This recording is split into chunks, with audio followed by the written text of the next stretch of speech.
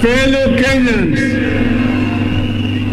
I am very delighted and I stand before you here today, a proud son of Kenya, a liberation fighter and a servant of the people for the last 50 years.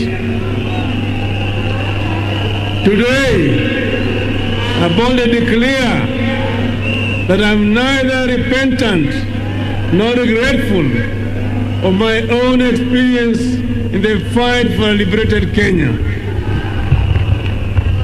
I bear my physical and psychological scars with pride. And this is because my country was worth it then and is worth it now.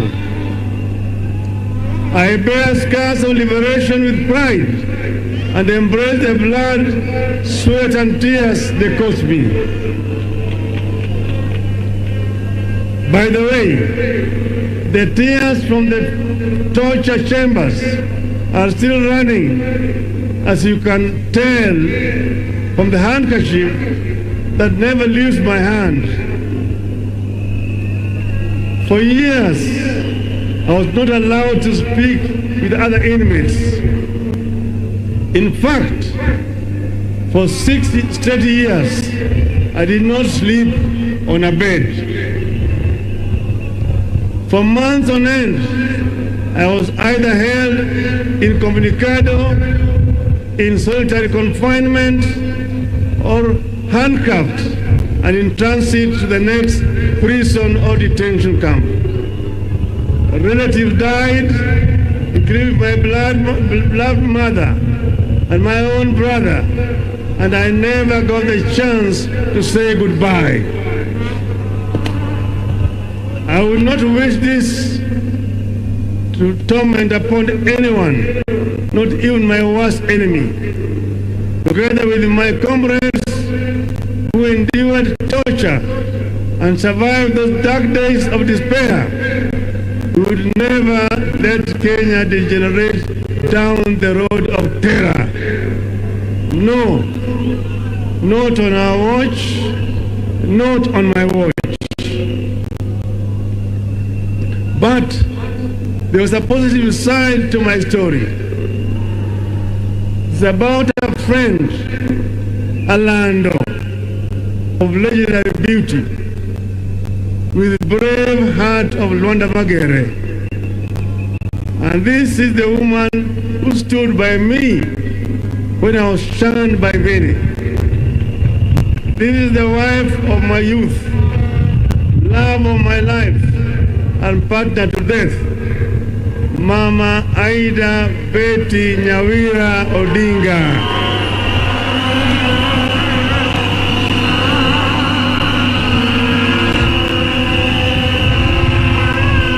In those hard times of long and uncertain incarceration, if I was not reading the Holy Bible, I found deep solace in Mama Aida's love and support. She became a constant guest of the police cells through constant arrest and harassment.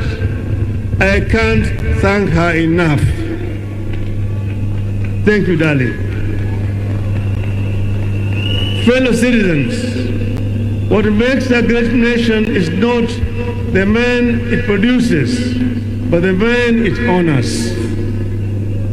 That is why I would be remiss if I do not pay homage to those that gave us the sacred license to stand tall, to speak free, and to think big on this very day. And here I'm talking about my comrades in arms, both alive and those who have fallen. I pay homage to those who have gone before us, the fallen heroes of the second liberation.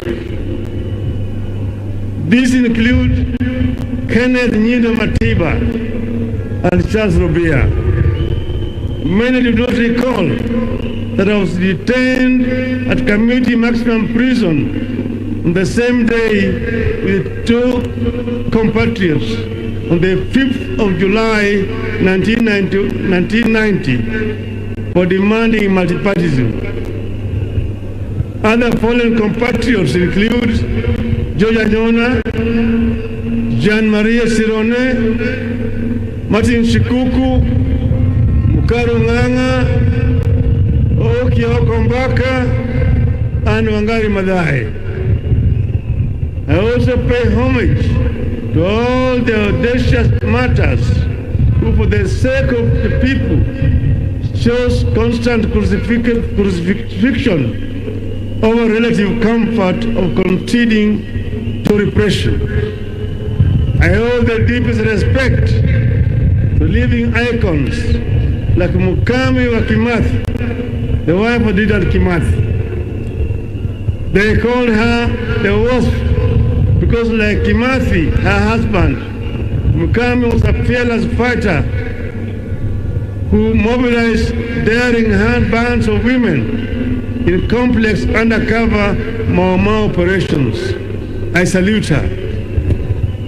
Other liberators include Ngugi wa Thiong'o, whose powerful written words enriched the ideologies of the struggle against the one-party regime.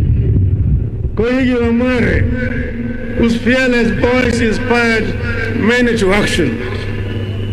I remember Dr. Odhiambo Mbai, the fearless chair of the Devolution Committee at the Bomas Conference, who was brutally assassinated, and Dr. William Mutunga, who distinguished himself as a selfless champion of social justice and comrades in the detention chambers.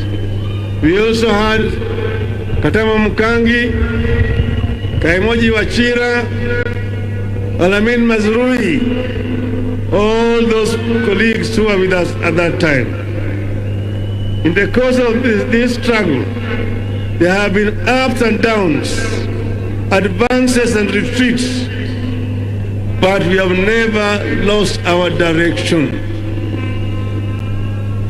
At this point, I must pay homage to my brother, His Excellency, President Uhuru Muigai Kenyatta, for the foresight and sense of patriotism in initiating the dialogue that led to the handshake. It takes a seasoned statesman to shake the hand of his rival. I thank him. In the course of our discussions, we agreed that Kenya is greater than the two of us. We agreed that despite years of effort, Project Kenya has not quite taken the way of how our fathers envisaged. Where our founders envisaged unity, we have been held back by divisions, tribe against tribe, region against region, men against women, leader against leader. As if these divisions have not been costly enough, there are still massive efforts by other people to divide us further, as rich and poor, young and old. We agreed that where our fathers dreamt of plenty within our borders, poverty has taken deep roots in our land. We agreed that we must deal a deadly blow to corruption before it brings down our country. We resolved to work together to unite our people in order to realize the Kenyan dream as coined by our founding fathers. Justice is our shield and defender. May we dwell in unity, peace and liberty. Plenty be found within our borders. That is the foundation of the Azimio la Umoja. I must add here that with this reconciliation, I ask for nothing, and I will never ask for anything except the opportunity to serve.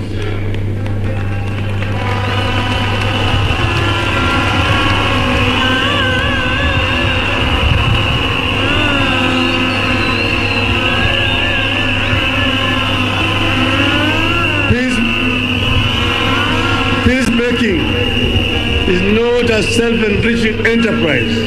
It is a calling from God. Blessed are the peacemakers, for they shall be called the children of God. Fellow countrymen, let me shift gears now to other stories. Those that I witnessed, listened to, and collected on my Azimio la Umoja tour of every corner of our greatest republic over the last 3 months.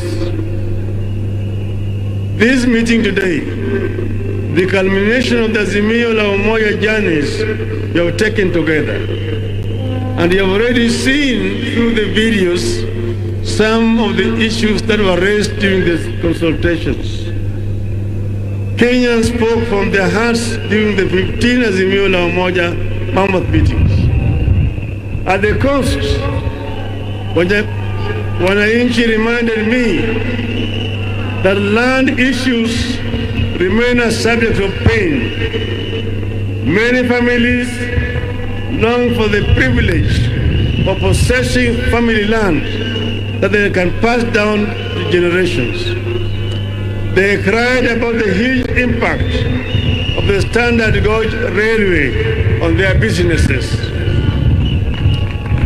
We traveled into the North Rift, and there I listened to concerns of residents whose livelihoods are being destroyed by cartels in agriculture.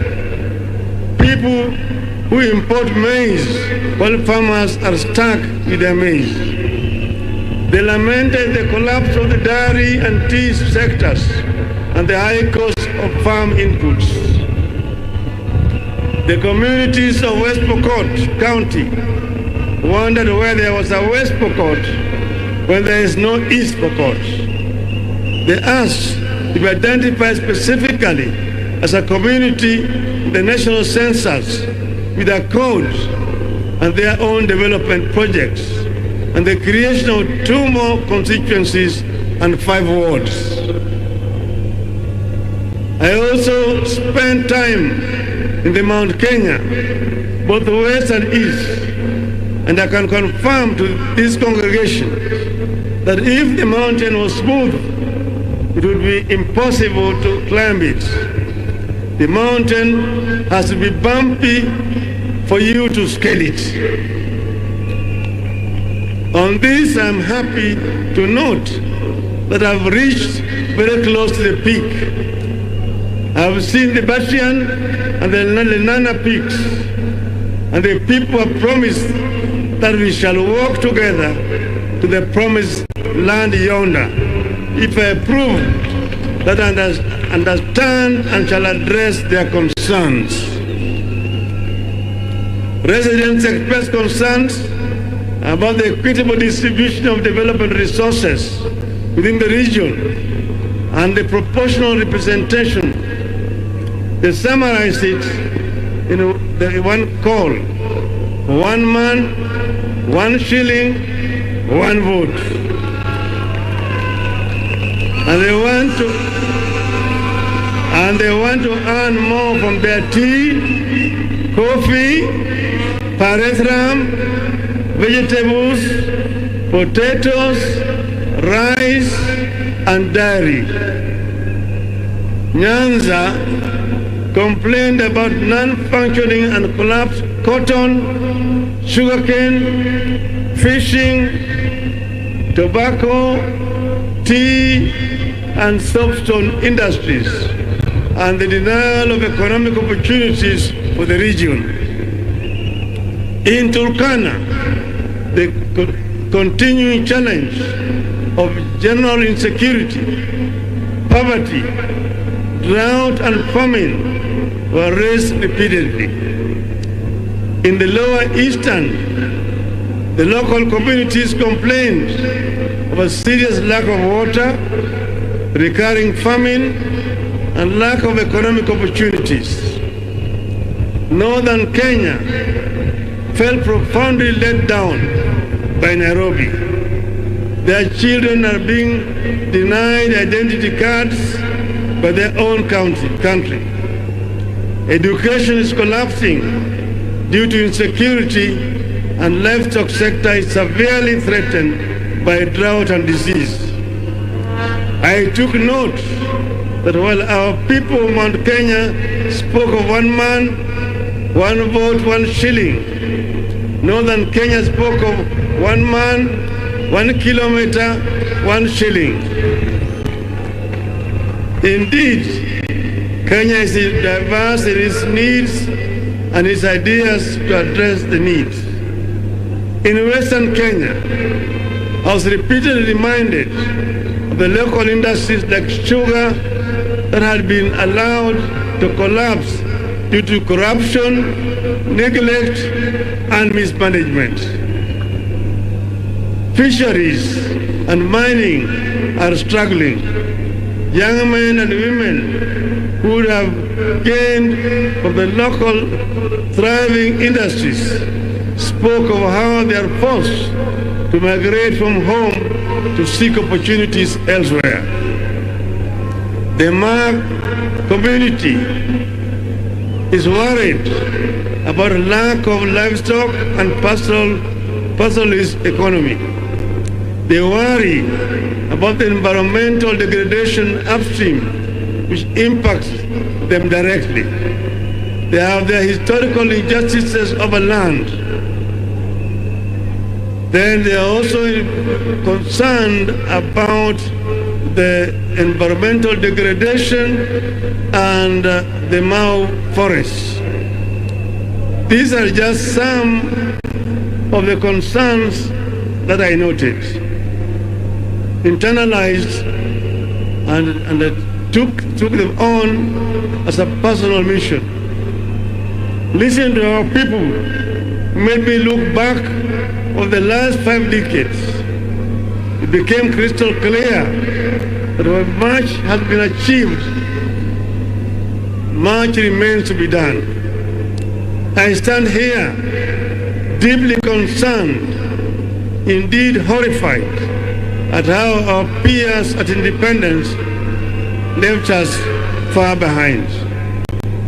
Nations like South Korea, Malaysia, and Singapore, with whom we were at the same level of development in 1964, have largely vanquished us, and they have vanquished the extreme poverty.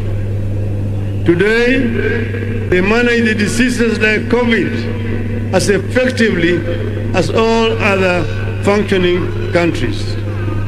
Their education systems have dealt a deadly blow to the ignorance and put them in the Premier League of the 4th Industrial Revolution. We have to change tact. We have to catch up.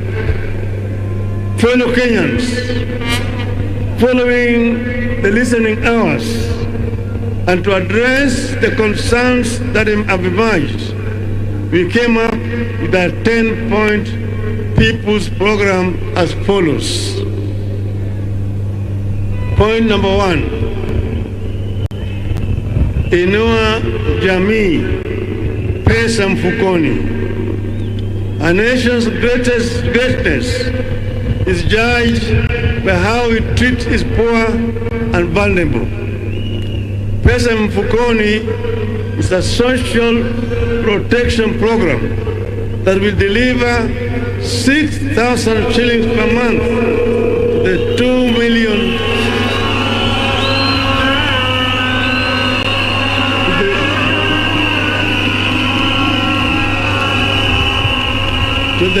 million of the country's most needy families. How much is that?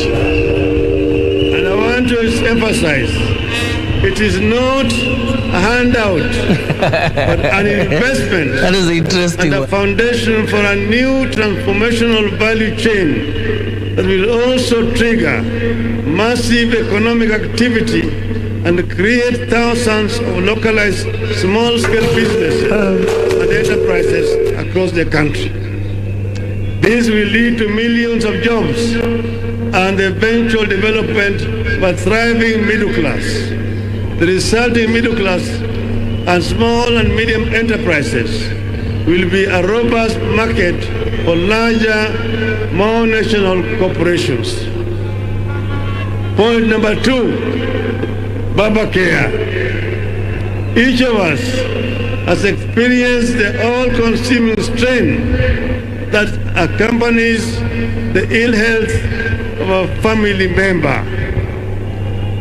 We will ensure that each and every Kenyan has a social insurance, a health insurance plan. Those who cannot pay, the government will pay for them, so that no Kenyan should die or suffer or lack because of lack of money. Point number 3, kazi kwa wote. This is about securing the welfare of the people by generating avenues for productivity through job creation programs, for investing in the critical Juakali sector and other macroeconomic stimulation schemes. Point number 4, uchumi kwa kina mama.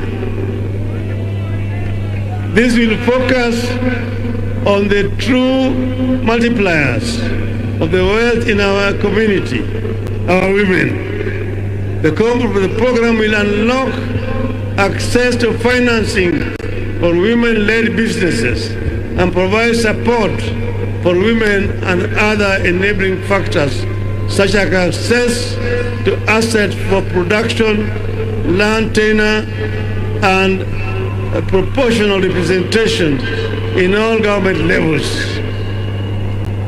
Point number 5, hashtag inawezekana. We know that our youth are closer to the future than we are, but they are exploited as cannon fodder for bad politics. Now more than ever, we need to invest in preparing our youth for that future. The program will equip our youth with the mindset, skills, funds, and technology to enable them innovate at par and even surpass their global counterparts. Point number 6, waste not a single child. Education is non-negotiable. This program will be an aggressive scheme to ensure that all, not some of our children, get rightful access to quality education. Point number 7, for Northern Kenya. Sorry. Point number 7, for Kuzanja. The aim here is not to merely feed, but to generate agricultural bounty that Kenya has the potential to produce. We will factor in climate change, adaptation, and mitigation to support and help realize high agricultural productivity across the nation. Point number 6 is about Northern Kenya, where children have dropped out of school because of lack of teachers. We will have affirmative action program to ensure that teachers are admitted at lower rates so that we can have sufficient teachers to teach in schools in Northern Kenya.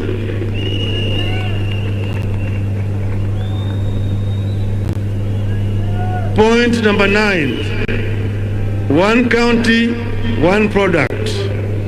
I firmly believe that the idea of devolution in Kenya has the transformative potential of rich mineral mines, abundant oil fields, and other traditional markets of our nation's affluence. One county, one product program designed to be a launch pad to a Kenya which consumes its products, exports excess, and registers surpluses, no deficits. The national government will support materially and technically towards an ultimate vision where the 47 counties will begin industrializing at unstoppable rates. The 10th pillar of my vision has to do with the principles of administrative continuity. By continuity, I mean building and improving on the gains that have been made by the administrations that came before. Africa suffers a retrogressive mindset of starting afresh instead of advancing existing accomplishments. When one administration sets up something, the next knocks it down. This makes many countries in the continent stuck in a constant state of ignition, never making it to acceleration and takeoff. Kenya must not be a start-stop nation. This is a waste of time and resources and should not be entrenched in Kenyan political culture. For example, President Kenyatta's Linda Mama program could not have worked without the construction of health facilities and upgrading of transport networks that we undertook during the Grand Coalition government. The plan for a rapid bus transit system could not have been operationalized without the construction of the Thika and Mbagathi roads. The plan for the Lamu port dates back to 1972 when President Mwai Kibaki was finance minister. It took almost 50 years for it to be launched by Kibaki as president in 2012 as he was leaving office. President Uhuru Kenyatta took it up in 2013, ran with it, and has implemented it. Lamu project is one whose ultimate vision I see clearly. Ignore it squanders opportunity. By another 50 years, to have a world-class transshipment hub that will reap exceptional economic benefits for our country. My manifesto will bear a crystallized description, the 10-point People's Program, delving into workings and plans that will actualize it for the people. These are just but highlights of new programs that we shall roll out to respond to needs expressed at Azimio Umoja events. Very soon, ladies and gentlemen, I will unveil a detailed manifesto addressing the critical concerns like corruption, public debt, industrialization, ICT and digital economy, promotion and protection of businesses, and particularly protection of private property. Our business community deserves protection and they will get it. Fellow citizens, at the top of our national government, where leadership is exercised to the maximum in governing and changing our nation, is the presidency. The president makes a difference in the life of this nation. Having listened to your calls during our conventions, give my credential to this congregation and the nation at large, and having spelled out the people's aspirations as I understand them under the Azimio la Umoja, and having given my 10-point vision for Kenya on this day of December 10th, 2021, I, Raila Amolo Odinga,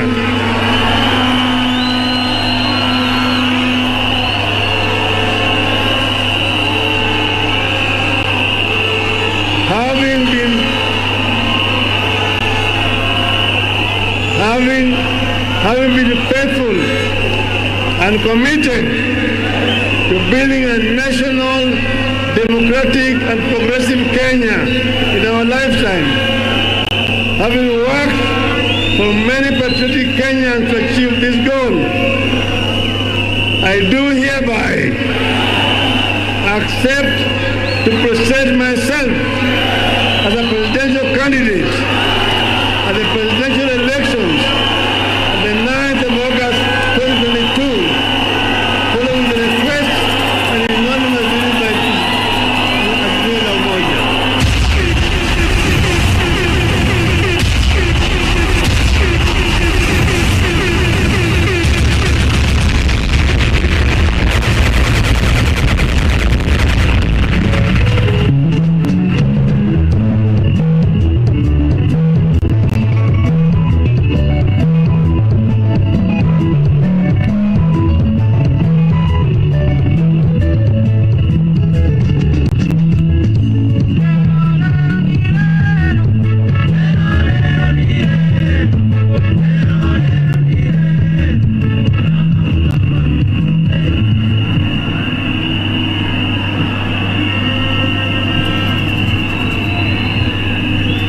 Let me add,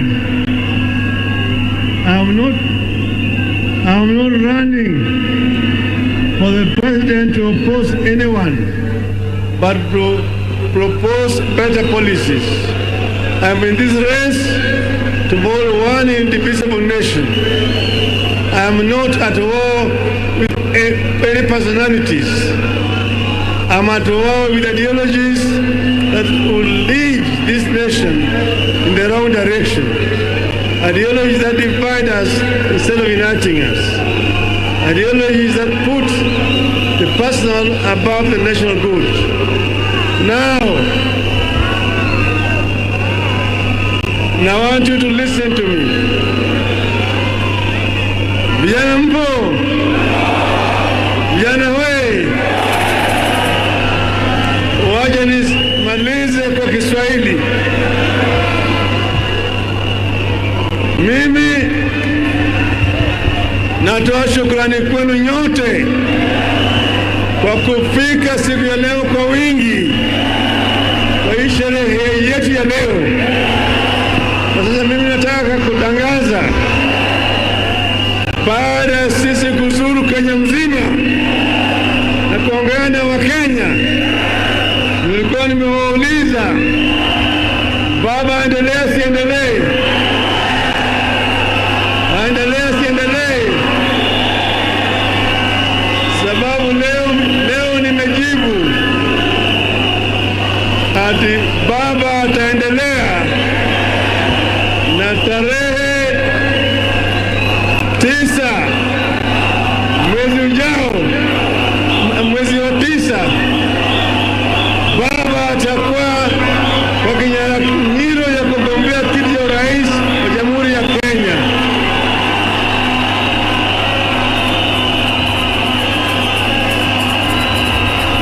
Vijana wewe, lakini vile mimi nasema, baada ya kuzunguka kila mahali, tulikubaliana na ndugu yangu Uhuru Kenyatta tutaleta Wakenya pamoja, na kuna vitu vitano. Moja inaitwa utu, pili ni undugu, tatu ni umoja, nne ni usawa, tano uzalishaji. Haya yote tuliunganisha pamoja na kinaitwa Azimio la Umoja. Kwa hivyo nataka lend my ears.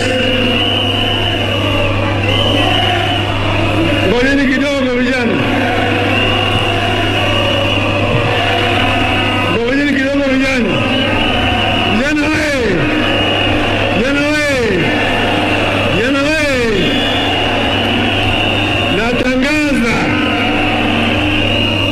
leo, azimio la umoja itakuwa azimio la umoja movement, na itakuwa ni mseto. It will be a coalition, azimio la umoja movement. Na nikisema azimio, mnasema inawezekana. Azimio la umoja, azimio, azimio, azimio. Leo tuko na hereby launch azimio la umoja